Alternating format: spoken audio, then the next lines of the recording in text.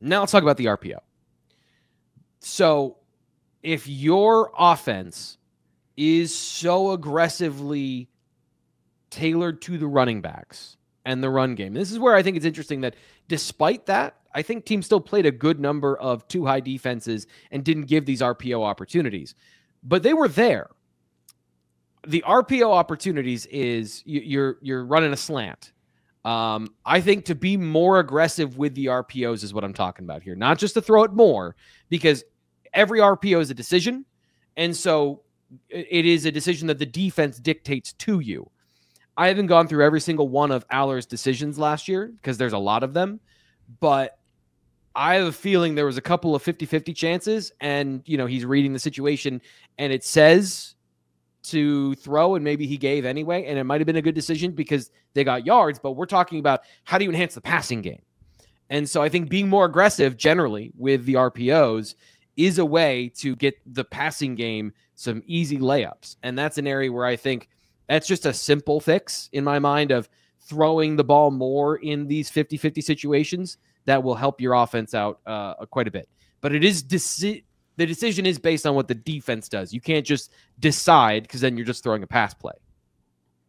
T. Frank, we got one more point to get to here, and for those who are not aware how we put down our podcast rundown, we always make sure that you guys have to wait to hear about anything related to the receivers. Sometimes you force our hand, but we always make sure to draw you back in right about this time of the show. Your last point here is involved wide receivers more on early downs. You have some interesting facts about the Penn State offense last year, how it went about doing that, and how that could potentially change this year, and why it would be a good reason to do so. So this directly ties into the previous point, and that's also why I stacked it this way of throw up more RPOs. I'm not accepting that. I'm not accepting that. Fair. Yeah. But also target receivers more on these RPOs, which if you're running a skinny post to a receiver running an RPO that's one-on-one into the boundary or wherever, how you stack this, because Andy Kotelnicki can distort the defensive structure with motions and shifts and formations. You can get one-on-ones, and you can get a receiver with the opportunity to break a tackle and get a game-changingly explosive play. So that's the first half of this, of I think involve them in RPOs, and that should provide some easier chunk play opportunities. I'm a fan of this idea. This is kind of what the Texas offense is built around. They go hard after this idea of creating these dynamically aggressive down the field RPO situations, but they haven't necessarily been able to put it all together the same way that they did at Alabama under Steve Sarkisian. So that's one half of it. And that's where I think a guy like Kyron Hudson, who's not the fastest guy in the world, but is a tenacious receiver to get a one-on-one opportunity, run a route, catch a ball, and maybe break a tackle, or at least just catch the football, not be bullied at the catch point.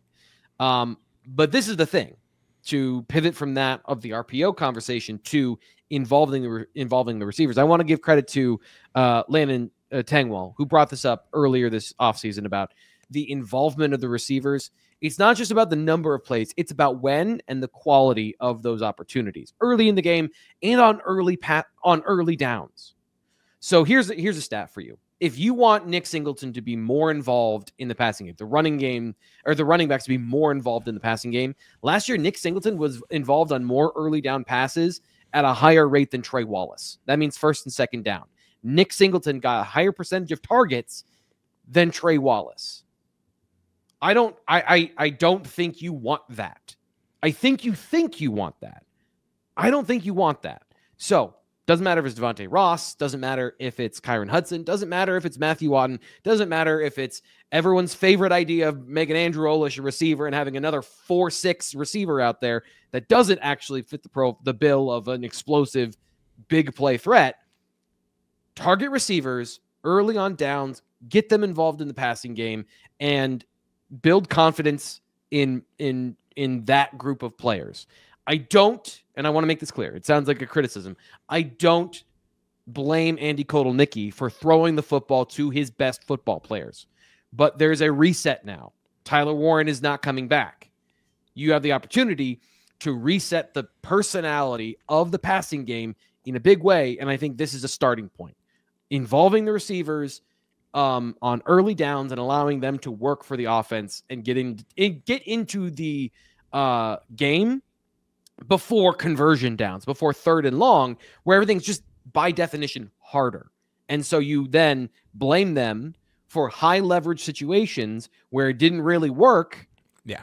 3rd down didn't work. And now, Trey Wallace is a bum in the chat once again, when maybe it wasn't necessarily the fairest situation, that he didn't get a lot of those targets that were kind of the gimmies and the layups that Tyler Warren was getting, because you wanted him to catch the ball and break a tackle and run.